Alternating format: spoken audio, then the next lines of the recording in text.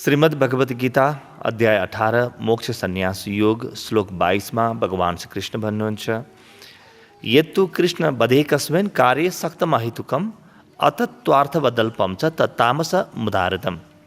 तर जुन ज्ञान एक कार्य रूपी शरीरमा नै सम्पूर्ण रूपमा आसक्त छ तथा जुन बिना युक्तिवाला तात्विक अर्थले रहित र तुच्छ छ त्यसलाई तामस भनेर भनिएको छ। सम्पूर्ण ब्रह्माण्ड यो चर अचर जगत त्रिगुणले मिलेर बनेको छ। हामीले जे देखेका छौँ, जे अनुभव गरेका छौँ र हामी जे छौँ यो सबै सत्व रज र तमको खेल हो। यो तीनवटा जुन अवस्था हुन्छन् जागृत, स्वप्न, सुसुप्ति, यी तीनवटै पनि तीनटै गुणको खेल हो। जागृत के हो? सत्वावस्था हो। स्वप्न के हो? रजसको अवस्था हो। र सुसुप्ति के हो? त्यो महातमस हो। सम्पूर्ण ब्रह्माण्डलाई यी तीन गुणले घेरेर बनाएका छन्। त्यो तीन गुण बाहेक संसारमा केही पनि भेटिँदैन। ती गुणहरूको प्रभाव के हुन्छ? ज्ञानमा कस्तो प्रभाव हुन्छ? कर्ममा कस्तो प्रभाव हुन्छ? ती सारा कुराहरूको विवेचना भगवान कृष्णले गरिराख्नु भएको छ। हामी आज तामस ज्ञानको सूत्रमा छौँ। ज्ञान पनि तीन प्रकारका हुन्छन्। जस्तो 20औं श्लोकले के भन्यो? सर्वभूतेषु येनैकं भाव मिक्षते। सम्पूर्ण चराचर जगत भित्र लुकेको त्यो एक तत्त्व देख्यो भने त्यो ज्ञान चाहिँ त्यस्तो प्रकारको देख्ने त्यो ज्ञान चाहिँ सात्विक ज्ञान हो। तर सितिमिति देख्दैन। नदेखेपछि पृथक पृथक देख्छ। यी सामग्रीहरू सब अलग अलग देख्छ। यो पृथ्वी, आकाश, यहाँ भएका व्यक्तिहरू, यहाँ भएका प्राणीहरू, वनस्पतिहरू सब अलग अलग जब देख्न थाल्छ व्यक्तिले, त्यो रजस ज्ञान हो। त्यो यथार्थ ज्ञान हुँदै होइन। यथार्थ त यहाँ एक बाहेक केही पनि छैन। यहाँ सबभित्र परमात्मा लुकेको छ। जसरी सुनका गहनामा सुन लुकेको छ, त्यो एक चाहिँ सुन हो। अलग अलग देखिन्छन् गहनाहरू, तर त्यसभित्रको एकताको सूत्र के हो? त्यो सुन हो। माटोका भाँडामा के हो? माटो हो।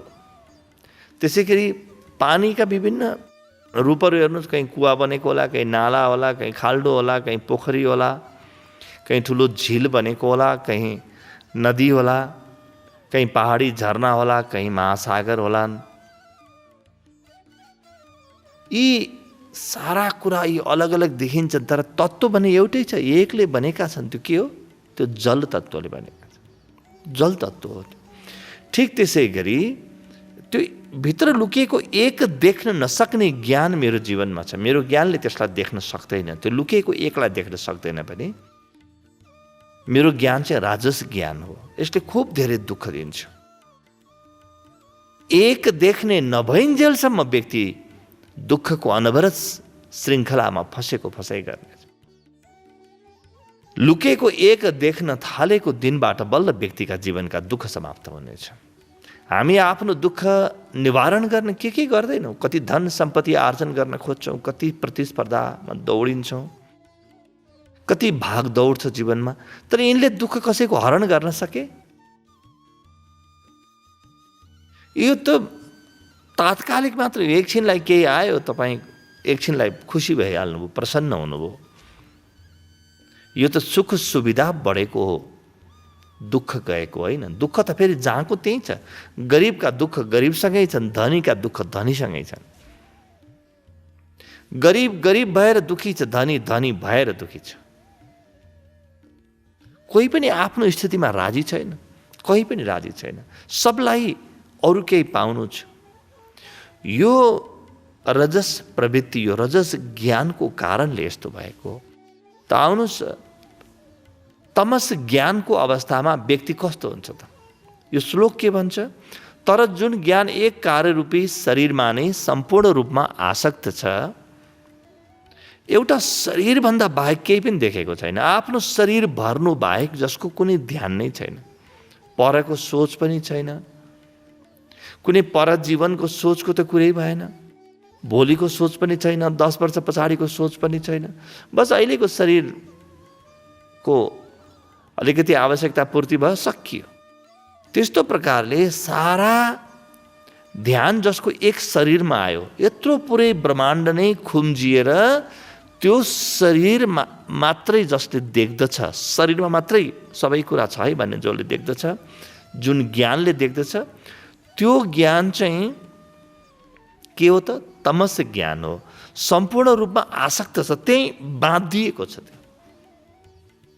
तथा जुन बिना युक्तिवाला, अब युक्ति कुनै पनि छैन उसको, तामसी व्यक्ति बिना युक्तिवाला हुन्छ, जे पर्छ त्यही टर्छवाला हुन्छ। उसलाई भरेको चिन्ता पनि छैन, भोलिको चिन्ता पनि छैन, भविष्यमा के गर्ने भन्ने पनि छैन। आज पेट भर्न पाए उसलाई भयो, एकदम पेट भरेर डङ्ग उसलाई सुत्नु छ, उसलाई निद्रा प्यारो छ। ऊ भविष्यको बारेमा चिन्तन गर्नु जरुरी छैन। वर्तमान क्षण नै यस्तो आनन्दले भरिएको छ कि भविष्यको किन चिन्तन गर्ने भन्ने सोचेर भविष्यको बारेमा चिन्तन नगरेको होइन।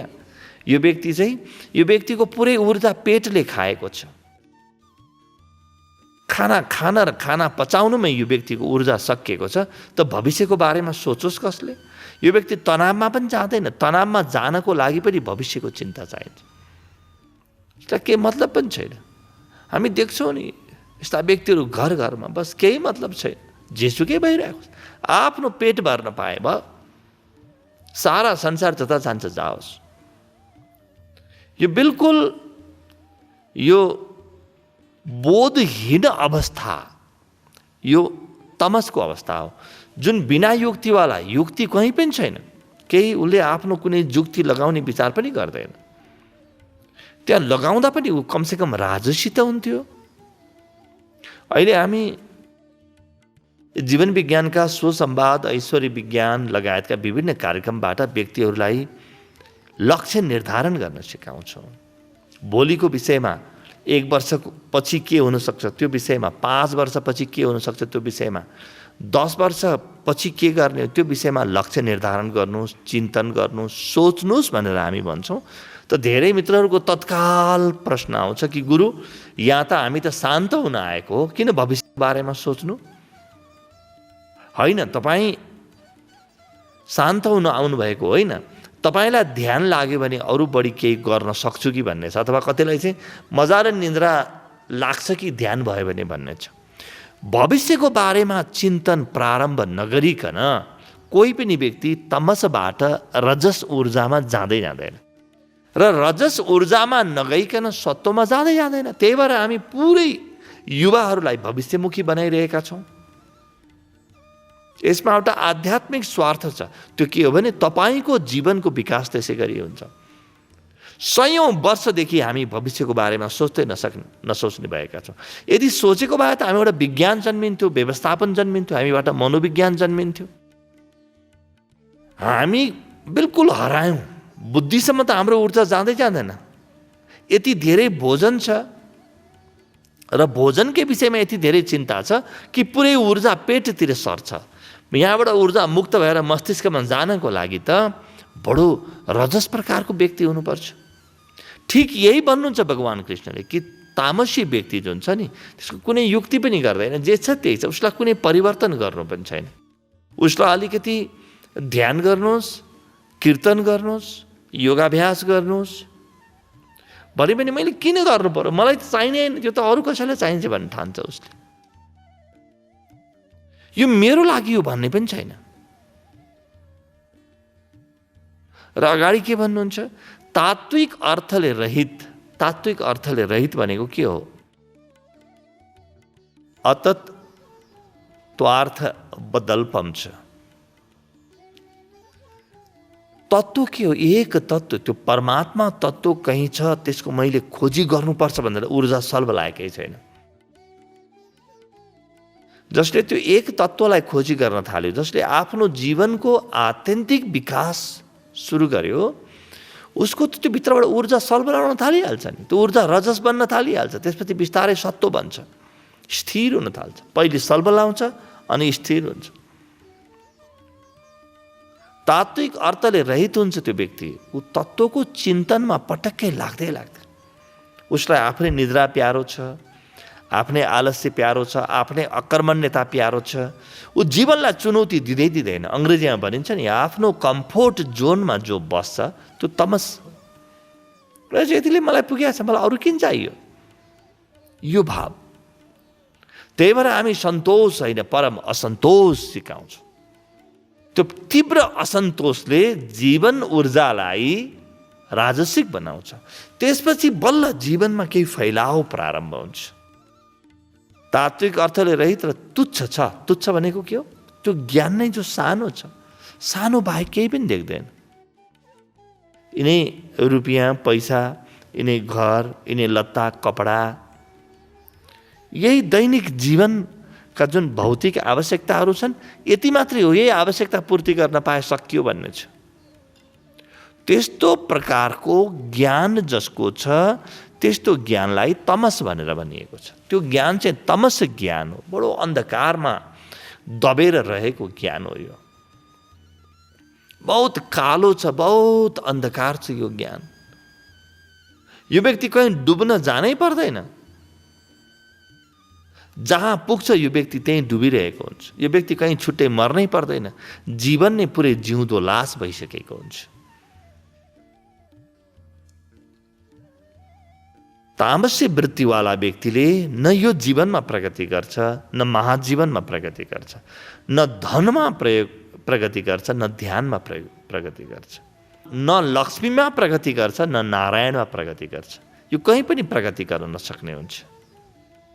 आफूलाई हेर्ने र कहीँ पनि आफ्नो ज्ञान अड्केको छ भने त्यो ज्ञानलाई मुक्त गर्ने र निरन्तर अघि बढ्ने।